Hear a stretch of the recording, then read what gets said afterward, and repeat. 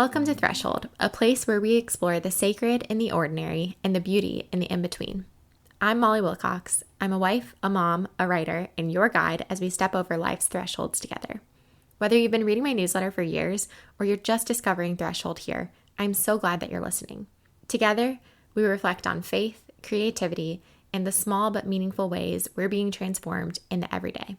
Let's dive into this week's reflection.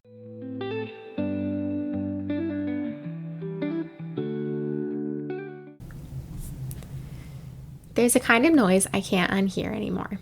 And no, it's not the sound of a baby crying, even the phantom cries from the shower. It's the sound of performance. It is the noise of a loud life online. The curated, polished, and calculated declarations made online to insist everyone is doing fine, better than fine, thriving. In my industry, I watch friends and strangers be loud online. Authors feel like this is the only way. We have to tell people to look at our book sales, join our launch teams, and look at all these 5-star reviews from people who we asked to write them. I often see writer friends sharing their Amazon rankings, even though we all know they don't really mean much and are fleeting. When I go on social media, I feel like my friends are loud, showing off how busy they are, how little they've slept, as if these things are signs of importance. I watch people share about promotions, another bonus, another win at work. People are showing off their clean kitchens, cute kids, husband bringing them spontaneous flowers, and a picture-perfect life. Even churches feel loud to me. Check out this guest speaker. Look at our podcast downloads. Have you seen our pastor's trendy outfit? And if I'm honest, I've lived a loud life at times too. I've posted my own highlights, angled my camera just right, drafted captions that sound vulnerable but still make me look good. I've shared the wonderful things and hoped people would fill in the rest. Look at her life. She's doing so well. But it just made me tired. Lately, I wonder if it's really that good. Why is everyone so loud about it? If we are truly secure in who we are and content, if we know we are seen and loved, why do we need to tell the world over and over again? I'm starting to wonder if a loud life is a cover. It feels like a performance to me, like a posture, a brand, and maybe even a defense mechanism. Sure, sometimes it could be rooted in authentic joy, but most of the time I think it's rooted in fear. Maybe a fear that if we don't say it out loud, no one will notice. If we don't tell everyone how on track we are, maybe we will fall behind. If we don't always appear to be okay, maybe we have to face that we aren't. Our culture seems to think that being loud is success, visibility is virtue, performance means we have peace. It's just a lie. Loud lives make great reels, but they don't make a great reality. A few weeks ago, I watched the Ruby Frank documentary on Hulu. I knew it would be dark, and a part of me didn't want to, but my curiosity got the best of me. I think stories like hers fascinate us because it is an extreme version of what we all know is true. For years, she lived one of the loudest lives on YouTube. She seemed to have a beautiful family with, quote, Christian values, great parenting advice, and everything was put together.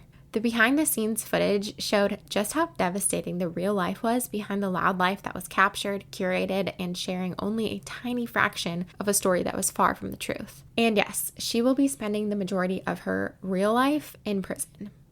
Maybe it's an extreme case, but it's not isolated. The internet is full of smiley people with dying hearts. It shows off marriages that are seen as idyllic when behind closed doors they are crumbling. My finance guy husband loves to pick apart the appearances of wealth we see online too.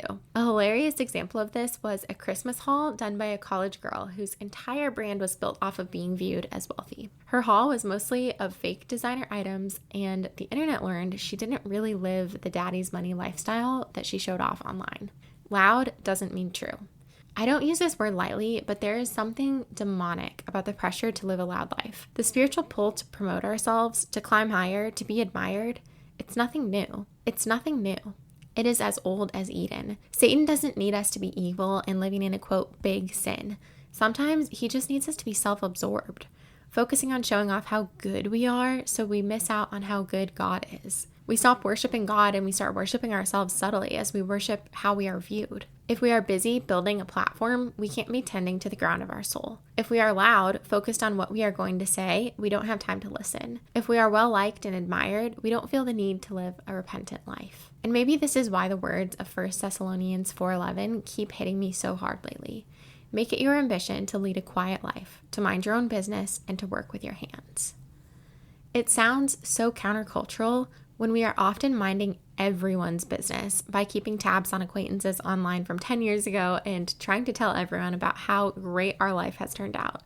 I think it's rebellious to lead a truly quiet life. It's definitely not what algorithms reward. It's not a great growth strategy. But maybe it's okay that the truth is God's idea of success has always been different. I can confidently say the kingdom of God was never built on power, influence, or appearances, but on faithfulness. Personally, I don't want to live a loud life anymore.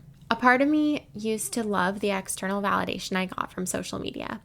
I liked people telling me I picked the best wallpaper, that my outfit was adorable, that my hair looked good, that something I wrote mattered to them, or that they love how sweet my husband and I are together. I felt less lonely when I was home all day with my baby and people were swiping up all my stories, feigning connection. Something changed for me when I started to feel like I just didn't need that anymore. I want to live grounded, small, and rooted in what is real and right in front of me. I delight in my toddler's giggles, not because I caught them on camera, but because I was there. I want to write words that matter, not because I hope they go viral, but because I find fulfillment in pursuing quiet faithfulness to God's call on my life. I want a quiet life, not because I'm hiding, but because a loud life often lies, and a quiet life audaciously tells the truth.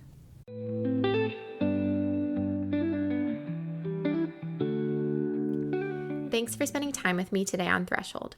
If this episode resonated with you, I'd love for you to share it with a friend, subscribe, or leave a review.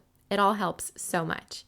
And if you're not already part of the community, you can join the conversation by subscribing to my weekly newsletter on Substack, Threshold by mollywilcox.substack.com. Until next time, let's keep finding beauty in the in-between.